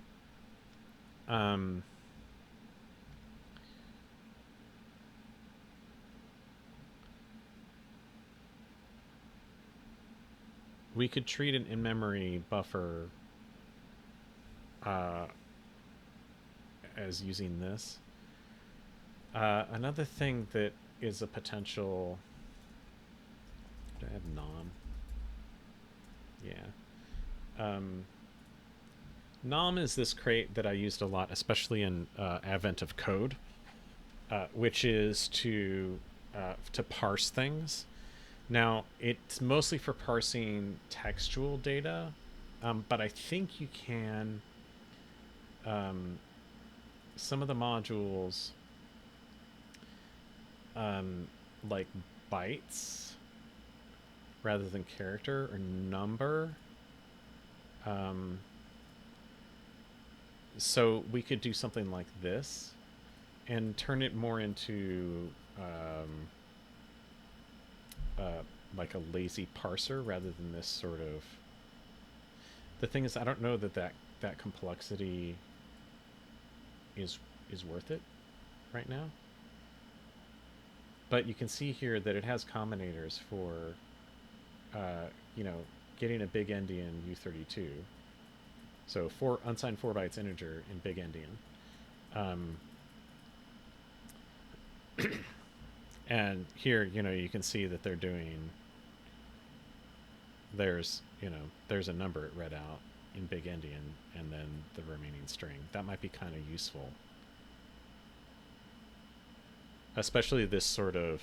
It returns a result which is either an error or it's a tuple of the remainder and the value that you parsed.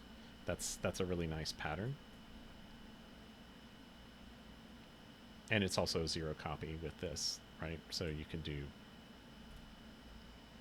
those are references. Okay. So...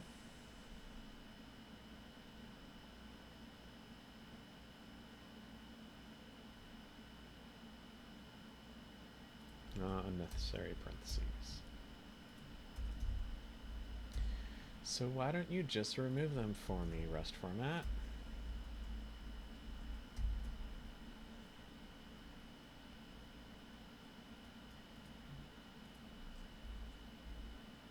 Okay, so let's look at...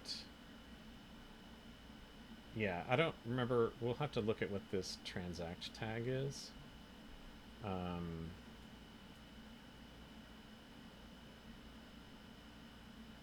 Yeah, I have another one. 156.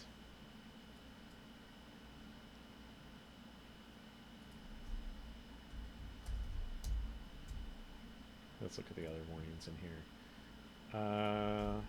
Let's do allow dead code for that.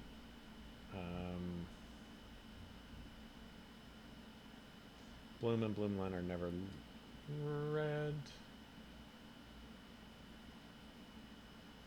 Yeah. Don't care about that. Key value and timestamp are never read. Well, we don't know that. Wow, it's really being aggressive about that type code. Let's just do allow type code. Because we don't care at this point. We will use them later.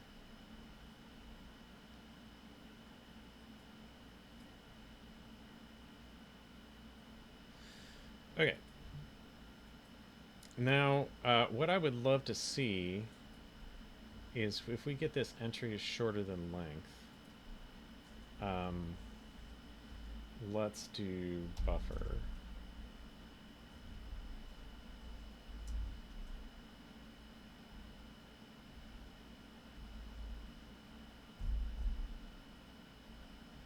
And see what the remainder was. Okay, so we have tag byte. We might just have a truncated entry here. Like the file's corrupt.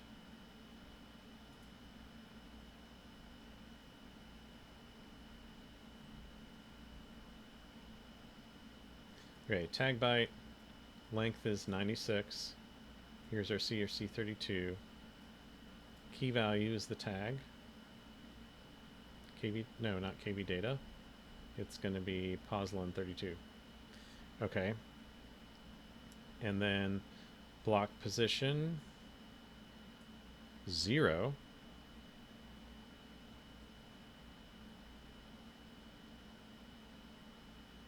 That's the block length. Oh wait, I'm sorry. Block position is 8 bytes.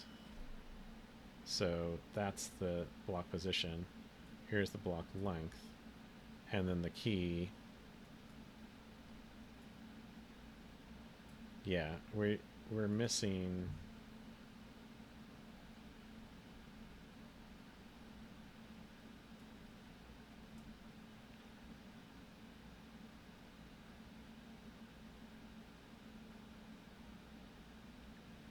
Missing some stuff.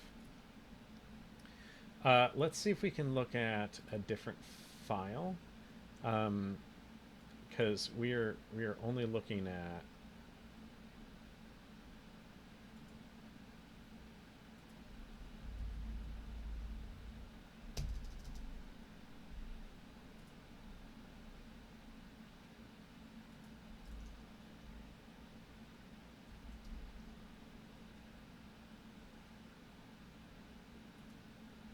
I want to indent those.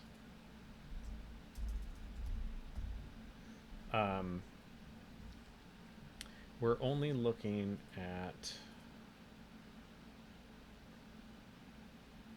the root block. And there's probably always going to be at least 2 levels in a tree. And if this root block is level 1, then we know that the next, like any of these in here, are going to be leaf nodes at level 0. Okay, so let's go try to get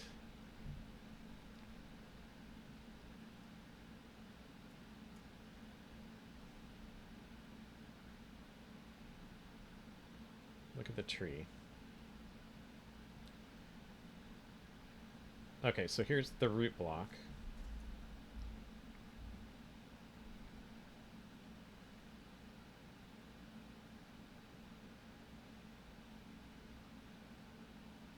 Sometimes it amazes me that any of this works. So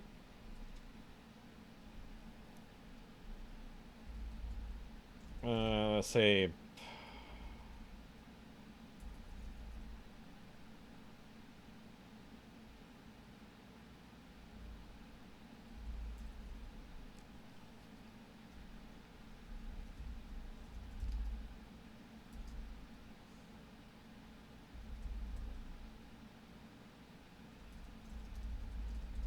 say block from internal entry, or pause len. That's what we're calling it. Okay, and this is self, and it's going to take entry, and we'll just say that.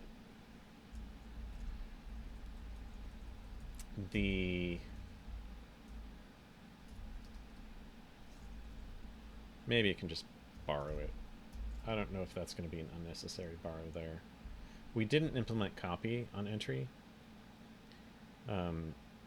So, although honestly, it's probably okay because all it contains are references and potentially a timestamp or numbers. Like, that's probably safe to be copy. Let's do clone copy on that. I don't see any reason why not. And then this, we don't have to pass a borrow here.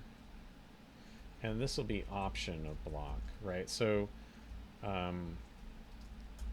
if if we can't find this, or if the entry is not a pause-len entry, so let's do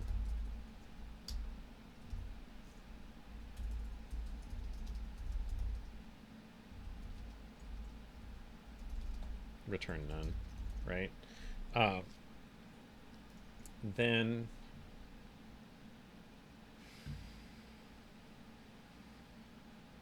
interestingly, the block also knows its length.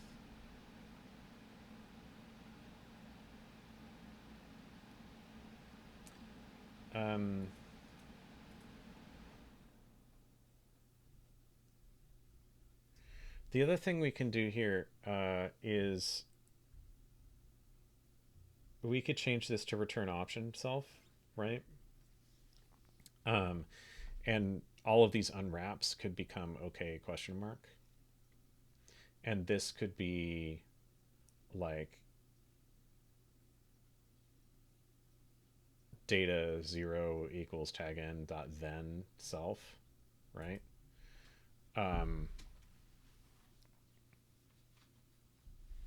And this could be try into okay question mark, right? All of those things. That might be nice. Let's convert this to option self. And we're going to do okay question mark. So these unwraps can turn into that. Okay question mark. And we can say data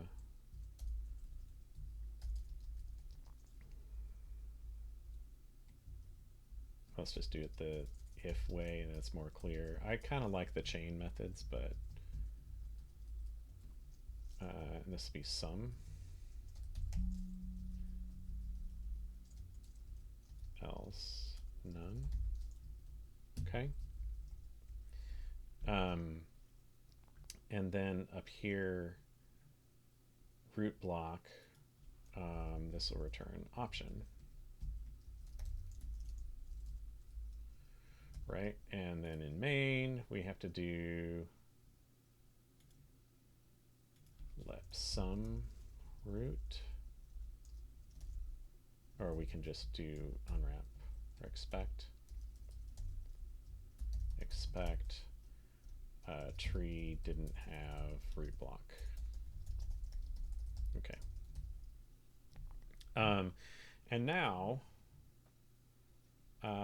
we can implement this. Okay, so now we can do block new self.data block position plus, oh, this needs to be as usize.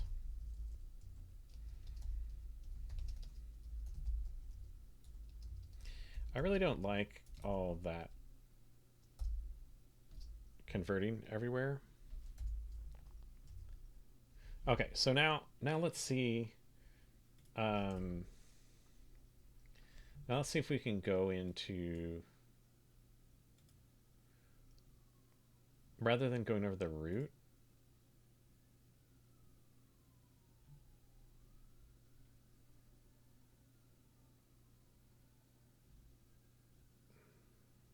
let's go into,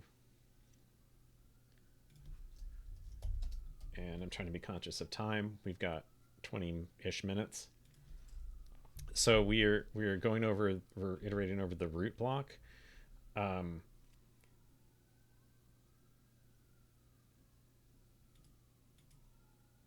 let's do first entry.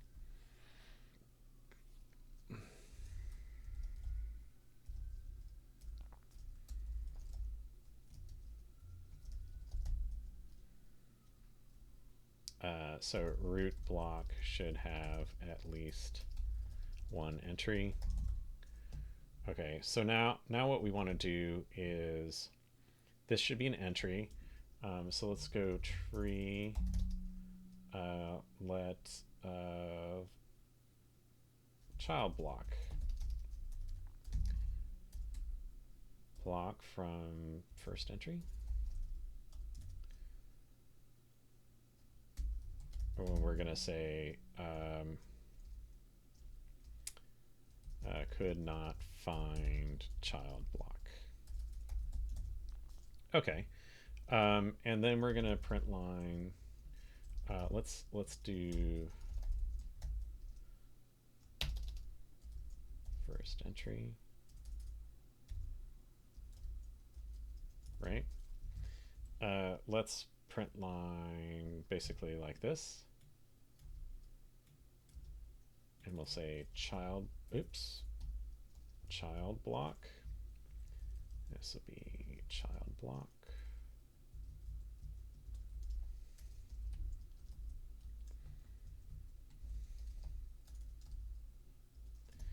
It's interesting now that I'm looking at this that each block could be compressed with a different kind of compression. I doubt that would happen, but with the way that this is structured, you could potentially have a file with different kinds of compression in it.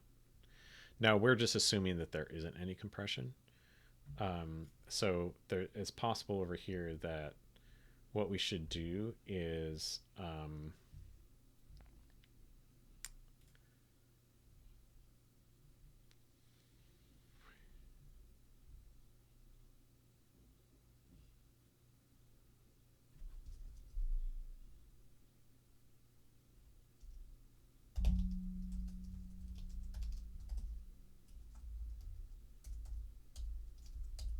well, I might rename that to uncompressed, but for now we're not handling any of those compression types. We cannot handle, honestly, actually not return none. Let's just panic. Unimplemented. Cannot handle compression type compression, right? Okay.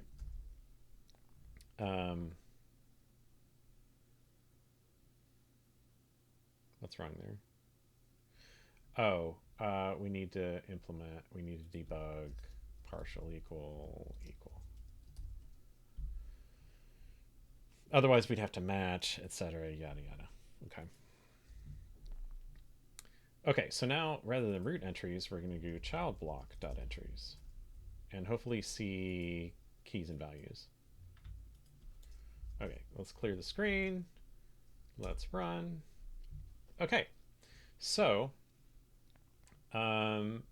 we had the root block, length 978, level 1, compression is none. And then we got the first entry from it, which is a poslin. And what did I do here? Huh. Okay. I don't know why that was indented so far. But now you can see we've got key value, key value, key value, key value, and so forth. And when we got to the end of the page, we should not encounter the length was incorrect. Oh, we do. Entry was shorter than length. So I think we might have a off by one thing here. And maybe it's the issue of we know that there's going to be a tag at the end of it.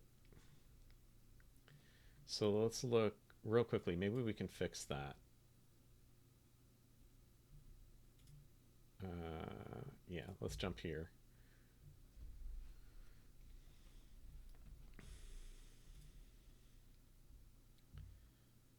So why was this block length -2? Was that because... Oh.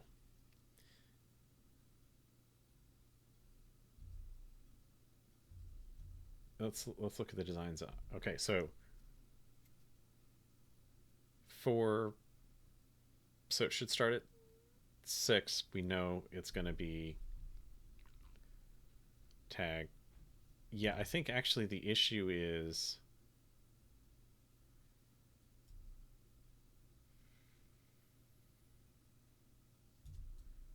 block length does not include its own 4 bytes, right?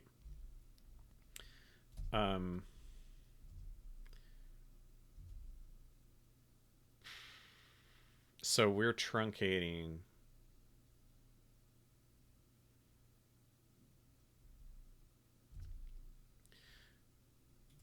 Let's pull that out.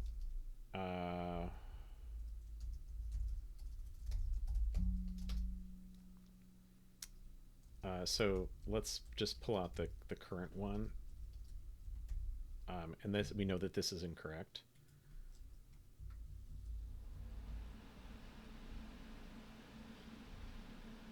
Because it's 4 plus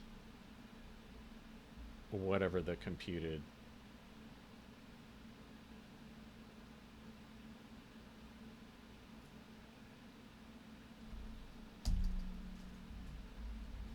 That's the upper bound. And what we want to do, because it starts right at byte 4, we want to do block upper bound -2. And we don't need that type conversion anymore. Actually, we can put the parens around that. Right, because we start at byte 4, there's 2 bytes that are the level, right, that we're pulling out here. So we're actually starting at byte 6. We know, so there's 2 bytes off of the front of that.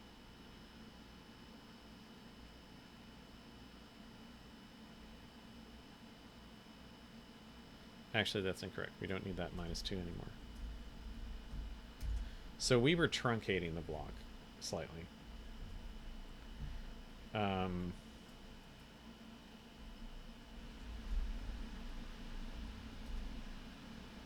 Okay, now we don't get that error. So we're reading the entire thing. And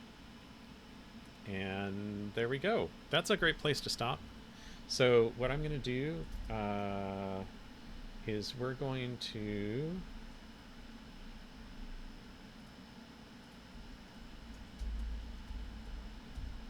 ignore that directory. And real quick, we're going to go to GitHub, not any work stuff. Let's go to my profile, and let's create a new repo.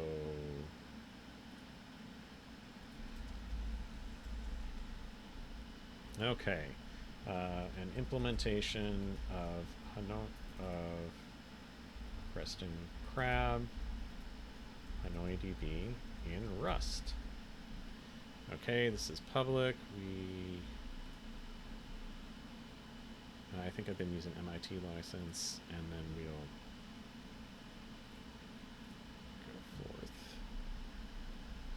Okay. Add git at github.com. Sean Cribs. HanoiDB rs.git. Git remote add origin. Okay. Fetch.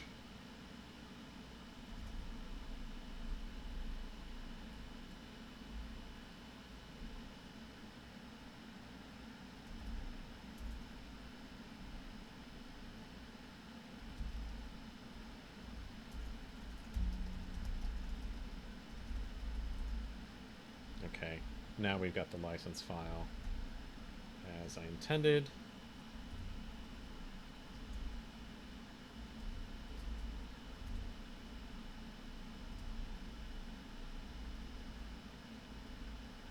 Okay. Session 2. Okay, iterating over entries and fixing off by n errors. Okay, thank you so much for coming. I hope some of you are still here. But if not, I'll see you on YouTube, and we'll see you next week, I hope. Everybody have a great weekend.